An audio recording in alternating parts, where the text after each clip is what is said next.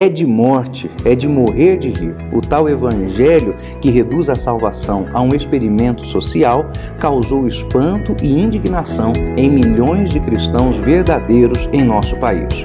Uns deram mais atenção ao caso, outros preferiram ignorar solenemente a translocada teologia da inclusão. A tal carta viva, porém, não passa de papel velho e letra morta, e falecida há muito tempo, porque o borrão da Bíblia mitificada é coisa velha. De novo mesmo, só o neófito que o reimprimiu. O verniz cultural da última reedição das mentiras contra a literalidade das Escrituras deixou alguns perplexos e até intimidados, mas o garrancho na carta mostrou que o escrivão, além de incauto, é inculto, porque ele não sabe escrever, e não sabe escrever porque não sabe ler, especialmente não sabe ler a Bíblia Sagrada. Segue, portanto, sem ineditismo, a tal carta viva para o mundo novo. A única coisa revisada foram as definições de herege atualizadas com sucesso. Você está nos Diálogos Teológicos, eu sou o pastor Gunnar Berg de Andrade, aqui ao meu lado o irmão Mike Duarte, e esse é o nosso Diálogos Teológicos dessa semana.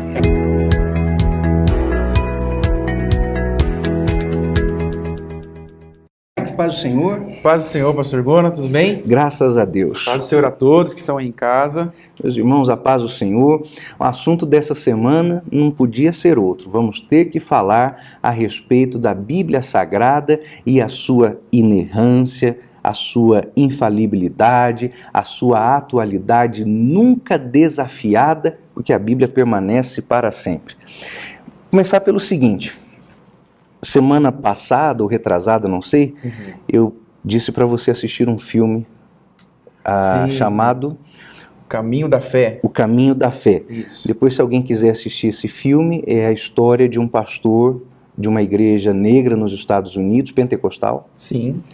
Em algum momento da sua jornada de fé, ele se perde, se desencaminha e começa a pregar que não existe condenação, não existe inferno, que só dá para descrever as coisas em termos de tolerância e amor. É lógico que lá no filme ele foi retratado como um herói, né? Ah, sim. O filme ele passa a impressão de um herege totalmente romantizada, né? É. De que ele está sendo perseguido por aqueles que não concordam com ele. E a gente sabe que é um pouco o contrário disso aí do que o filme apresentou, né? Isso. Agora, essa história do filme é real, tão real quanto a carta nova... Como é que é? Uma carta a um novo mundo, né? Carta Viva para o Novo Isso. Mundo. São duas histórias reais. O pastor do filme já escreveu um livro que ele vende como sendo a obra do seu ministério. O livro se chama Get the Hell Out of My Bible, Deixando o Inferno Fora da Minha Bíblia. Mike, alguma relação entre as duas coisas? Exato. Tem muitas relações. Primeira, a que eu percebi, ligando esse filme com esse ocorrido de algumas semanas atrás, é que os hereges, eles tentam repaginar. Eles tentam colocar na Bíblia aquilo que não tem. Então, eu percebi essa semelhança. Porém, comparando ainda esse filme, que seria muito legal que os irmãos pudessem ver, com essa situação que nós vivemos algumas semanas atrás, eu achei algo muito interessante. É que existem os hereges da academia e existem os hereges como o herege do filme, que diz supostamente ter uma nova revelação. Mas ambos trabalham com uma coisa que eu achei interessante, pastor. Ambos não largam a Bíblia. É isso que é engraçado, né? Eles perseguem a palavra de Deus, querem inserir alguma coisa ali ou tirar alguma coisa da palavra de Deus, mas os dois não largam a Bíblia em nenhum momento. É interessante porque, se você observar bem, tanto um quanto o outro falam contra a hierarquia, falam contra a igreja, falam contra o inferno, contra a doutrina, mas realmente, como você bem falou, não soltam as Escrituras. Aí sabe do que eu me lembrei, que você disse isso aí? De uma frase do pastor Cláudio Honor de Andrade em um dos nossos diálogos teológicos, e ele disse o seguinte, que esses falsos mestres não abandonam, na verdade, a igreja, por isso não soltam a Bíblia, porque como rêmoras, eles retiram da igreja o seu sustento, os seus luxos, os seus mimos, então eles se tornam hereges, porque de fato são mentirosos, estão aqui para corromper, mas no final de tudo, eles não têm coragem de abrir mão daquilo que a verdade já lhes deu até aquele momento. Uhum. E deu muito. Sim. E deu muito. Uhum. Mas que coisa, é odioso. Mas vamos lá, o que mais a gente podia destacar a respeito da atualidade da palavra de Deus? Eu acho, pastor, que a gente poderia discutir aqui a respeito de por que a Bíblia, porque esse herege da semana passada, ele disse algo, foi bem enfático. E o que eu notei nessa fala dele é que ele falava com entusiasmo, como de alguém que está sofrendo com aquilo no seu interior e precisa... Mike. O quê? Vê se você não achou isso aí. A hora de arrebentar pregando heresia, ele pregou com aquela mesma empolgação que ele critica nos pentecostais. Percebeu isso? Exatamente isso. Rapaz, mas continua. Mas o que eu achei muito interessante é que ele falava com entusiasmo, como se ele quisesse, pastor Guna, colocar algo para fora, né? E uma das falas que ele disse era o seguinte, esse herege que atualizou as definições aí de heresia, ele disse que a Bíblia precisa de atualização. E eu acho que seria bom a gente pensar um pouquinho sobre isso. Por que a Bíblia não precisa de atualização? O que o senhor pensa sobre isso? Olha, eu penso que se fosse começar por algum argumento, para mim, o principal de todos é a inspiração da Bíblia. Sim. Inspiração. E tem o texto de Paulo a Timóteo. Sim. Está separado aí? Você quer ler, então? Leio, sim.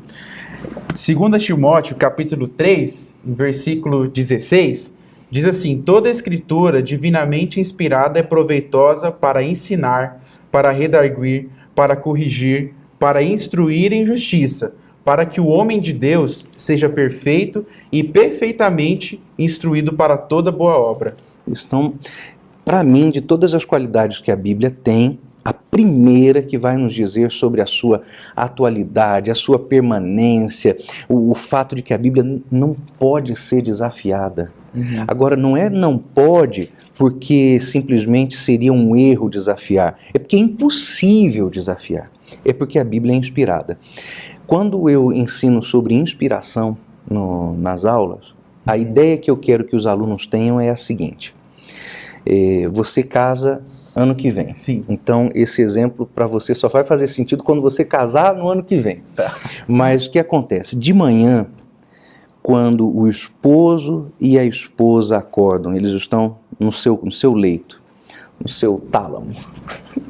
E ali, eles acordam de manhã cedo, não que seja uma visão romântica essa, porque na verdade não é. Ninguém acorda com hálito fresco de manhã, só em filme. Só. Mas o que acontece? A proximidade entre os dois é tal, meu irmão, que sim, você respira o mesmo ar que a sua esposa, de tão juntinho que vocês estão deitados. Esse é o processo de inspiração. A proximidade do escritor, porque a Bíblia teve 40 escritores, autor, ela teve uma. Sim. Então a proximidade entre os escritores da Bíblia e Deus é tanta que a inspiração significa o seguinte: o escritor puxou para dentro aquilo que Deus soprou para fora. Tem uma definição desse termo inspiração, que é exatamente essa que o pastor Guna acabou de dizer, que significa soprado por Deus, né? Então, quando os escritores bíblicos, eles inspiravam isso, eles estavam inspirando o sopro, né? Exatamente. Aquilo que Deus estava revelando para eles. E eu acredito, pastor, que a Bíblia não precisa de atualização, pelo menos no meu ponto de vista aqui, porque ela é inspirada em todos os sentidos. Todas as palavras da Bíblia, do início ao fim, elas são totalmente inspiradas. A gente sabe que tem muitas teorias de inspiração da Bíblia, né? A que nós cremos como absoluta é a teoria de inspiração plenária ou verbal. E essa teoria aí, ela nos ensina que todas as partes da Bíblia, do Gênesis ao Apocalipse, todas as partes da Bíblia, todas as letras, e não tem aqui mensagens nas entrelinhas, como o herege afirmou, todas as linhas da Bíblia, elas são inspiradas. E eu separei uma frase aqui a respeito dessa teoria da inspiração da Bíblia, plenária e verbal, que diz assim, que toda a Bíblia ela é inerrante. Se alguém crê que a Escritura é a palavra de Deus, não pode deixar de crer que seja ela inerrante. Deus soprou as palavras que foram escritas e Deus não pode mentir. A Escritura não falha porque Deus não pode mentir. Amém. Então isso faz com que a gente tenha na nossa consciência aqui que a Bíblia não precisa de atualizada porque ela foi inspirada por Deus. E o nosso Deus, ele é atemporal, né? Ele é eterno. Logo, a palavra de Deus, inspirada por ele, também se torna inerrante, infalível. Né, pastor? É isso mesmo. Eu até quero pontuar duas coisas importantes. Embora, quando chamemos a ideia de inspiração plenária de teoria, é uma forma de referir-se a ela. Porque o que significa teoria? Um conjunto de pressupostos. Uhum. Então, não é errado chamar de teoria. Mas, mais até do que isso, nós tomamos a inspiração plenária como uma questão doutrinária. Uhum. Doutrinária. Sim. E há uma diferença em você, não apenas chamar, mas de fato em você considerar, que não é o nosso caso, nós consideramos doutrina. Mas o que acontece com quem considera a inspiração plenária uma teoria? A pessoa parte do pressuposto de que outro conjunto de ideias poderia ser posto no lugar. Uhum. Então, ainda que, do ponto de vista acadêmico, seja correto nos referirmos à inspiração plena como uma condição teórica, do ponto de vista bíblico, o que está nos nossos corações, e é o que deve estar no seu também, meu amado irmão, é que a inspiração plenária da Bíblia é uma questão doutrinária, e como doutrina não aceita questionamento. Aí eu volto ao que eu falei lá atrás, não é só não pode porque é pecado, é coisa muito mais séria do que essa. Não pode questionar porque não dá para questionar. O questionamento não sobrevive ao que Deus está colocando na Bíblia, porque a sua palavra, você falou perfeito, é atemporal e não tem entrelinhas. Sim. E tem um questionamento que a gente viu que foi feito nessas últimas semanas, que foi exatamente sobre até que ponto nós podemos confiar na palavra de Deus, no sentido de tomar a Bíblia de forma literal. E porque nessas novas definições de heresia que a gente teve nessas últimas semanas, uma das definições dizia que se nós tomarmos a Bíblia de forma literal, nós vamos estar apoiando o machismo, vamos estar apoiando a escravidão. Então, pastor, acho que para nossa discussão aqui, eu penso que é bom a gente refletir por que nós podemos acreditar na Bíblia de forma literal e quais são as ferramentas, porque eu penso que quando nós tomamos a Bíblia de forma literal, nós acreditamos e buscamos, ao interpretar a palavra de Deus, sempre procurar a intenção do autor. Então, quando eu penso em tomar a Bíblia de forma literal, eu preciso pensar também que em volta disso está a minha motivação de sempre procurar a intenção do autor. Exato. E o que eu percebo é que parece que nessas novas definições de heresia, a gente não sabe ler Bíblia. Então, quando a gente olha um texto, como por exemplo a carta de Filemão, a gente não interpreta contexto histórico, a gente não interpreta a intenção do autor. É como se a gente não estivesse, como se a igreja brasileira, ou se todos nós, não estivéssemos armados de nenhum tipo de conhecimento para interpretar a palavra de Deus. E o que o senhor acha a respeito disso? Como que a gente deve tomar a Bíblia de forma literal? Bom, para começar, eu vou começar reforçando o que você já explicou. Quando a gente lê a Bíblia, tem que perseguir e buscar entender o sentido original pretendido pelo autor, que é o Espírito Santo. Certo. Se você, meu amado irmão, não partir desse pressuposto na sua leitura, então tudo aquilo que você fizer a partir da leitura está errado. Porque se o sentido original pretendido por Deus na composição da Bíblia não for considerado por você, aí você vai se entregar às entrelinhas. Agora, esse negócio das entrelinhas, para deixar uma resposta mais completa, equivale, por exemplo, a interpretar a Bíblia alegoricamente. É dizer da Bíblia o que eu quero. Sim. É falar, fazer a Bíblia falar aquilo que eu acho que ela deveria dizer. Então, primeiro ponto, Mike, é isso que você falou. Buscar a intenção original pretendida por Deus. Segunda coisa, a intenção original se projeta, ela se estabelece sobre as questões culturais e, eventualmente, temporais. Sim. Realmente existem, não posso dizer que não. Existem algumas questões históricas presentes nas Escrituras. E elas devem ser tratadas à luz dos contextos históricos. Nós nunca negamos isso.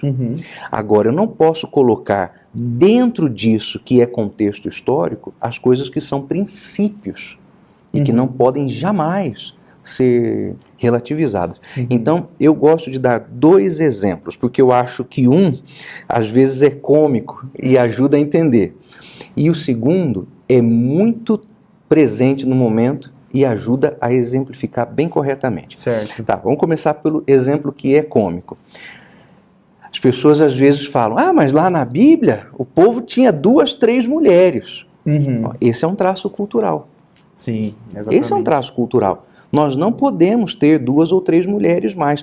Aliás, esse traço cultural, e aí está o segredo, a Bíblia interpreta a Bíblia. Esse traço cultural foi extinto pelo próprio Deus, que colocou limite ao matrimônio humano. E a respeito desse exemplo específico, esses dias eu estava vendo um documentário que fala da questão familiar, e ele diz que todo o início da humanidade ele sempre foi monogâmico.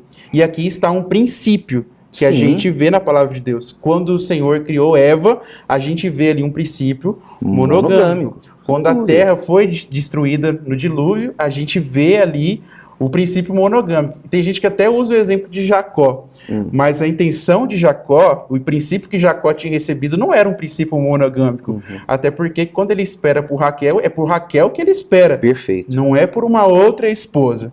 Então a gente vê que são princípios, coisas estabelecidas, a palavra de Deus, e que não mudam, né, pastor? Não mudam. Não podem ser mexidos. E esse casamento com mais que uma esposa foi algo tolerado. Sim. Porque lá no começo Deus disse, portanto deixará o homem, seu pai e a sua mãe, unir-se-á a sua mulher. É 1 para 1. Aí vem a questão cultural, tolerada. Depois, no Novo Testamento, a Bíblia interpreta a Bíblia. Deus usa o apóstolo Paulo para dizer, convém que o bispo seja casado, marido de uma mulher. Pronto, está explicado.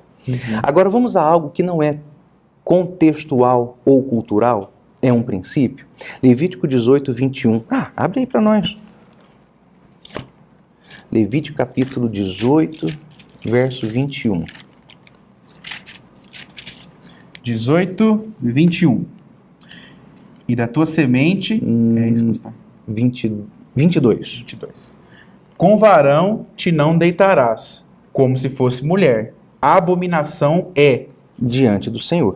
Irmãos, a Bíblia não trata o homossexualismo, é de morrer de rir uma coisa dessa, né? A Bíblia não trata o homossexualismo como uma questão cultural, ela trata como uma abominação. Agora eu vou além, hein? Vou além. Como diz a turma aí, segura aí. A mesma palavra, abominação, é aquela através da qual Deus define o divórcio. Eu sou o Senhor que abomino o divórcio. É fácil entender porque que alguém começa a defender o homossexualismo. Porque já se acostumou com a ideia de que casamentos não podem ser restaurados, casamentos fracassados têm que ser dissolvidos. Então, alguma coisa começa assim, olha, e se torna esse discurso todo. Às vezes começa nesse erro, né? E aí vai levando isso para outros pontos. Eu separei aqui, pastor, também uma frase ainda a respeito dessa questão de tomarmos a Bíblia de forma literal, que é do livro do pastor Stanley Horton, aquele livro Teologia Sistemática. Eu acho que é uma frase muito bonita e é um ensinamento para a gente, que diz assim: as bibliotecas estão cheias de explicações acerca da autorrevelação de Deus, mas não se deve considerar que tais dissertações acrescentem algo à sua revelação, porque a Bíblia, ela é suficiente. Então, nem a minha pregação, nem os seus livros na sua casa devem acrescentar alguma coisa à palavra de Deus, porque ela é suficiente. E aqui o autor dessa frase, ele diz algo muito interessante. Ele diz assim: a exemplo de João Batista, nós somos chamados a testificar da luz e não para criar nova luz. Então, quando esses hereges procuram utilizar-se da Bíblia, eles estão criando para si mesmos, eu penso que uma nova luz e inserindo nas Escrituras algo para atualizá-la, coisa que não precisa. E é interessante a gente pensar também, pastor, que a Bíblia ela sempre teve e sempre terá daqui para frente os seus adversários e os seus rivais. A palavra de Deus, ela sempre foi perseguida, meus irmãos. Sim. Isso não é uma novidade. Se a gente observar na história da igreja, até ali no primeiro século, quando ainda andavam entre as igrejas esses textos, essas cartas ou as cópias delas, a gente via que junto com essas cartas que concorriam ali na igreja, estavam as tradições orais que muitas vezes não batiam com aquilo que estava estabelecido nesses escritos sagrados. E ali já foi um adversário. Depois, ao longo da história, a gente percebe que até a igreja se tornou adversária da Bíblia quando ela tenta forçar a interpretação bíblica apenas de acordo com aquilo que a igreja diz. E a gente percebe que a Igreja Católica ainda faz isso, dizendo que a igreja é a autoridade máxima com relação à interpretação da Bíblia, ou a Bíblia em si, a palavra de Deus. Existe uma súmula litúrgica assinada pelo Papa, por um Papa, e essa súmula diz o seguinte, que no caso de uma divergência entre a palavra do sacerdote e a palavra de Deus, prevalece a palavra do sacerdote. É um absurdo, Sim. É um absurdo. Mas você citou ali a frase que você citou de pastor Stanley Horton, diz, as bibliotecas estão cheias de livros que tratam sobre a autorrevelação de Deus. Acho que é um bom momento de falarmos a respeito da sua biblioteca, meu irmão, porque a coluna que o irmão Bruno prepara para nós toda semana a partir desta edição dos Diálogos Teológicos, é sempre uma apresentação de sugestão de leitura. E o livro dessa semana, além de afirmar a palavra de Deus como autoridade inquestionável, também se propõe a contar a história da Bíblia de uma forma bem interessante. Então trata a Bíblia como o enredo, Cristo como o seu principal personagem, é o centro da revelação, e a igreja como o agente que promove contar essa história ao mundo. Então vamos conhecer o livro dessa semana. Irmão Bruno Williams, seja bem-vindo ao Diálogos Teológicos 2.0. Uma das obras mais importantes que foi publicada recentemente. A princípio ela foi publicada em inglês em 2005 e traduzida recentemente em 2016 para o português. Ela relaciona o pensar teológico com a dramaturgia. Então ela coloca o roteiro como a Bíblia Sagrada, Jesus como o protagonista desse drama e a igreja como o agente desse método. Para muitos, em nossa era pós-moderna, sentir é crer, e enunciar crenças sobre a forma de doutrina é considerado desnecessário, impossível ou causa de discórdia. Vivemos um tempo em que falar de doutrina é antiquado, velho, desnecessário e que precisa de atualização. Van Hooser começa o livro com esse alerta para nós.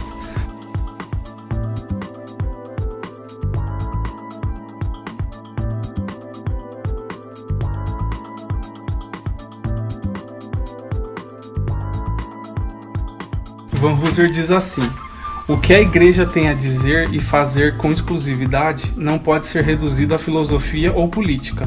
A responsabilidade exclusiva da igreja é proclamar e praticar o evangelho, dando no discurso e na vida testemunho da realidade, da presença e da ação de Deus em Jesus Cristo e no Espírito Santo.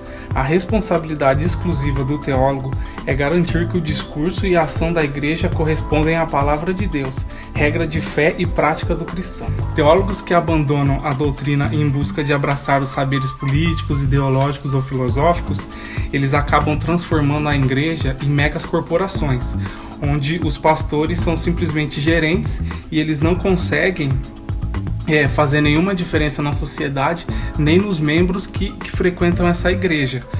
E os pastores eles se tornam só gerentes, deixando de lado a Bíblia Sagrada para abraçar ideologias. A proposta aqui é poder pensar a fé cristã, a doutrina, de uma maneira não reducionista.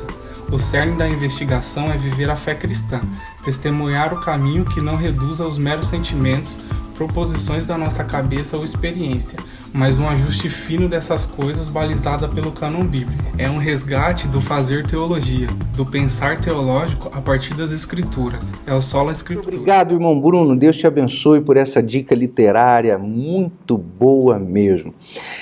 Mas nós estávamos discutindo quais são as razões pelas quais a Bíblia dispensa atualizações. Uma nós vimos é o seu caráter inspirado. Falamos aqui um pouquinho sobre a Bíblia, interpretar a Bíblia. Mas que outra afirmação poderíamos dar sobre isso? Se a Bíblia necessita mesmo de atualização, eu acredito que não, porque o Senhor Jesus, ele aprovou a Bíblia. E eu aprendi isso no livro Detade, meus irmãos, do livro de Bibliologia do primeiro ciclo. Você vai observar em qualquer livro de teologia sistemática, sempre nos capítulos que falam sobre da revelação da palavra de Deus, a gente observa que o Senhor Jesus, ele é tratado, e a Bíblia confirma isso pra gente, com a palavra de Deus encarnada. Eu acredito que aquele texto de João, capítulo 1, ele pode fundamentar... No princípio era o verbo, e o verbo era Deus, e o verbo estava com Deus. Então a gente pode dizer que o Senhor Jesus, ele é a palavra de Deus encarnada, ele é o centro da palavra de Deus. E ao longo do ministério do Senhor Jesus, a gente observa, meus irmãos, que a Bíblia não precisa de atualização, porque o Senhor Jesus leu a palavra de Deus. Se os irmãos lerem aí comigo, Lucas capítulo 4, Você versículo... Eu tenho aqui anotado. Tem? Lucas capítulo 4, versículo 16, diz que chegando-se a Nazaré, onde fora criado, entrou no dia de sábado, segundo o seu costume, na sinagoga e levantou-se para ler. Aqui o Senhor Jesus está se referindo ao Antigo Testamento. Então, se você já ouviu alguém dizendo aí que o Antigo Testamento não é a palavra de Deus, se você acredita no Senhor Jesus e diz que o Antigo Testamento não é a palavra de Deus, alguma coisa está errada. E o Senhor Jesus também ensinou a palavra de Deus, conforme Lucas 24, que diz que o Senhor explicava-lhes as Escrituras e explicava-lhes o que se achava em todas as Escrituras. Jesus também chamou a Escritura de palavra de Deus, conforme Marcos 7:13, dizendo que assim a palavra de Deus, pela vossa tradição que vos ordenastes, vocês estão invalidando-a. E muitas coisas fazeis semelhantes a estas. O Senhor Jesus, pastor Guna, também cumpriu a palavra de Deus, aprovou a palavra de Deus. Aí você está se perguntando, mas Mike, o Senhor Jesus estava lendo no Antigo Testamento. O Senhor Jesus aprovou o Novo Testamento como palavra de Deus, pastor Guna? Também, claro. Também aprovou. E a gente utiliza esse texto aqui para fundamentar isso. Ó. João 14:26 diz que o Espírito Santo vos ensinará todas as coisas e vos fará lembrar de tudo que vos tenho dito. Isso comprova que quando os apóstolos ou quando os evangelistas escreveram seus relatos, eles estavam sob a influência e sob a ação do Espírito Santo.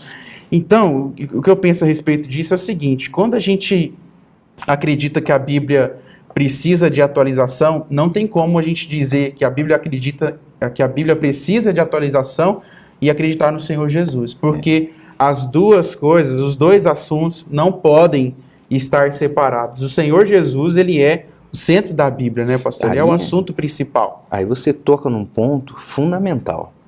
Porque o que nós vimos aí essa semana, e o que temos visto e vamos ver até Jesus voltar, isso já não é mais uma heresia.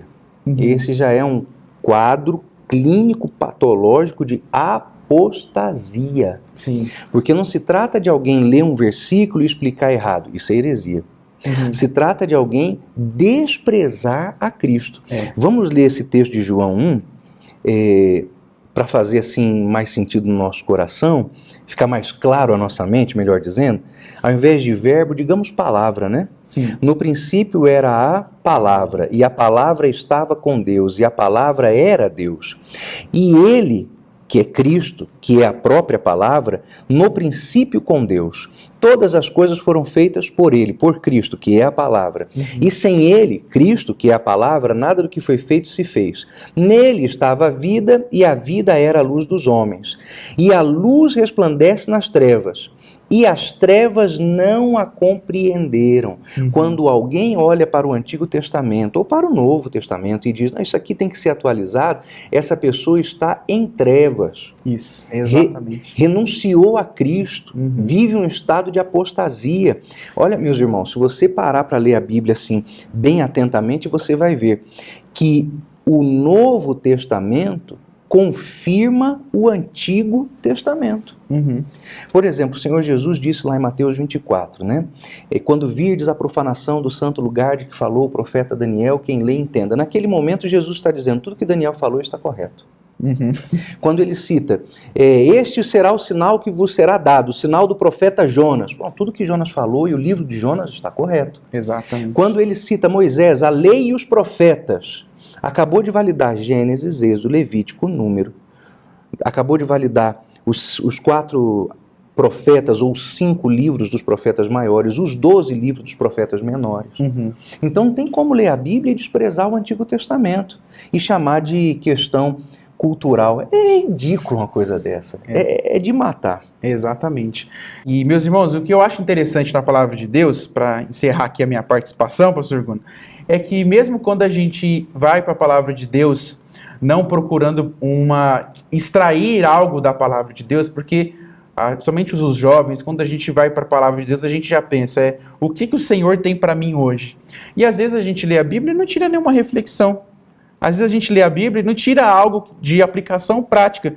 E eu aprendi, pelo menos na minha vida, que isso é comum, que isso é normal. E a gente não tem que se exigir sempre tirar algo da palavra de Deus. Mas o que é interessante é mesmo quando a gente não extrai nada, a gente está sendo alimentado por Deus. E isso é o mistério da palavra de Deus. Às vezes a gente está lendo a genealogia e numa leitura rápida você pensa, o que tem para mim aqui? Mas se você for num dicionário, no comentário bíblico, pode ser que você extraia alguma coisa. Mas uma leitura corrida, sem tanta atenção, preocupação, você se pergunta, o que tem para mim aqui? Mas a verdade é que mesmo quando a gente não extrai nada, a gente aprende algo da palavra de Deus e ela está fazendo bem para nós. Então, é isso. Bem. Meus irmãos, quando você for ler a palavra de Deus, faça o seguinte, a Bíblia diz que quem convence o homem da justiça, do pecado e do juízo é o Espírito Santo. Então leia a Bíblia dizendo assim, Senhor, me convença. Aliás, esse é o assunto que vamos ouvir agora no devocional que o irmão Alexandre Valeriano vai trazer para nós. O devocional dele é a coluna que semanalmente vai encerrar o nosso programa. Amém, irmão Mike? Amém, maravilha. Então, meus irmãos, até a próxima semana, que Deus em Cristo abençoe você, estaremos juntos se Deus permitir e se Jesus não vier arrebatar a sua igreja até lá. Irmão Alexandre, traga essa palavra devocional para nós. Meus queridos irmãos, a paz do Senhor Jesus Cristo. Eu quero hoje compartilhar com os queridos amigos uma passagem da palavra do Senhor que está em 2 Timóteo, capítulo de número 3, versículo de número 14 a seguir, que diz assim: Tu, porém, permanece naquilo que aprendestes e de que fostes inteirado, sabendo de quem tens aprendido, e que desde a tua meninice sabes a Sagrada Escritura, que podem fazer-te sábio para a salvação, pela fé que há em Cristo Jesus. Toda a Escritura é divinamente inspirada e proveitosa para ensinar, repreender, para corrigir, para instruir em justiça, para que o homem de Deus seja perfeito e perfeitamente instruído para toda boa obra.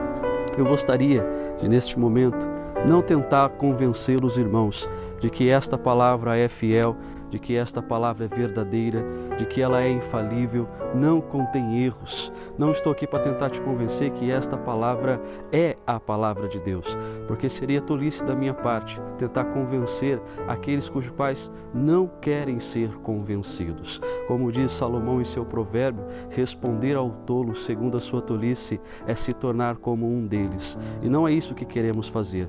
Mas a melhor forma que eu tenho e que posso orientar os irmãos para que você possa entender, saber, ter certeza, convicção que essa palavra é fiel, é que você tenha um relacionamento com o autor desta palavra, com o Deus que nesta palavra inspirou. Eu quero te convidar para que você tenha um relacionamento com Deus, para que você estreite a sua relação com o Senhor Salvador Jesus Cristo. Só assim Ele poderá te ajudar a entender tudo aquilo cujo qual Ele permitiu colocar nestas palavras. Que você estreite o seu relacionamento com Deus, só assim Ele poderá te convencer que esta palavra é fiel.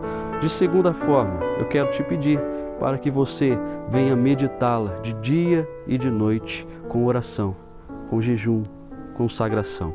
Que cada vez que você abrir essa palavra, você possa orar e falar para o autor te ajudar a entender esta palavra. E eu tenho certeza que você vai conseguir, em nome de Jesus, receber de Deus a orientação para aprender tudo aquilo cujo qual Ele revelou através das suas Escrituras. Quero te convidar também para que você possa, em fervente oração, em leitura da Palavra de Deus, mas também crer de todo o seu coração que esta palavra é fiel. Só assim, quando você abrir esta palavra, você não vai lê-la como um livro qualquer, mas você vai ler como a palavra de Deus. E assim ela poderá mudar a tua vida, mudar a tua visão, mudar o teu pensamento, mudar o teu foco. Leia esta palavra crendo que ela é a palavra de Deus e ela fará diferença na sua vida.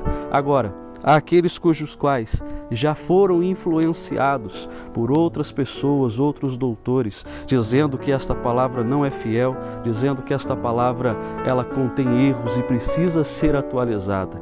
Eu quero dar a ti a mesma dica cujo qual Paulo disse a Timóteo: tu, porém, permanece naquilo que aprendestes. Eu sei que em algum momento da sua vida você foi influenciado por alguém, mas eu digo, volte-te à palavra.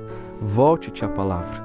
Não seja influenciado por pessoas que especulam a palavra, que falem dessa palavra segundo aquilo que eles acreditem, mas que quando você começar a ler essa palavra, não leia sem contexto, leia completa, leia inteira, leia ela do começo ao fim. Só assim você vai entender tudo aquilo que Deus quer para essa palavra. Então eu te digo, volte-te a esta palavra. Tu, porém, permanece no que aprenderes e de que fostes inteirado, sabendo de quem tens aprendido. E eu quero dizer a você, só dessa forma, quando você abrir, você vai ver que esta palavra, ela é apta para te ensinar, ela é apta para repreender, ela é apta para corrigir e ela é apta para te mostrar toda a justiça, te instruir em justiça. Quero te convidar neste dia para que você possa voltar a ter uma relação com o autor desta palavra. Só assim ele te convencerá que esta palavra é fiel. E assim eu encerro dizendo aos irmãos que se desta forma você o fizer, a seu coração virá as palavras como do salmista, que diz: a tua palavra é muito, muito pura e nela o teu servo se alegra. Que Deus abençoe a sua vida em nome de Jesus.